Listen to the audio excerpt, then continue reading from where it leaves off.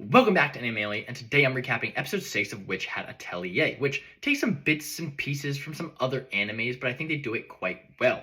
Now, this episode starts off with Coco still struggling to learn the basics of magic, and Kifri shows up and through a little Freerin-esque montage of doing some cute-ass shit, and then it's about the journey and not the destination. She learns the basics with her little fire and water magic cooking.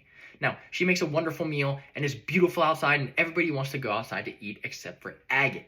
Now, I'm sensing a little tension between her and Coco, as Coco was kind of gifted this opportunity, and Agate's been grinding all her life just to get to work in the outside world.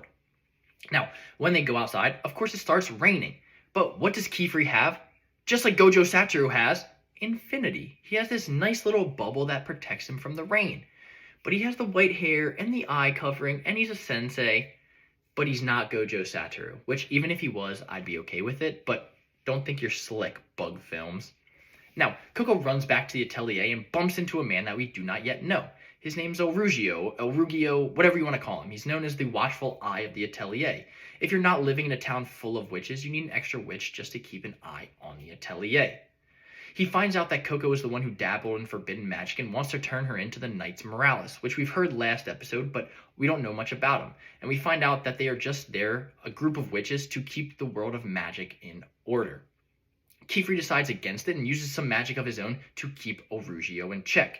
Now, everybody comes inside, and Coco's still a little wet, and she does some snooping around and walks into Elrugio's room.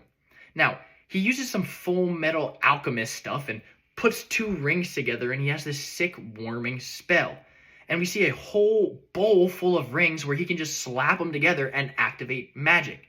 And of course, Coco sees that inside of his room, he has the glowing stones that she stepped on, which brings her back to when she first fell in love with magic.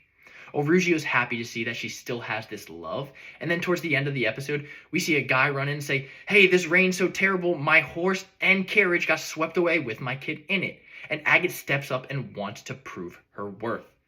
What else does Elrugio have in store, and will Agate be able to step up? Find out with me next episode.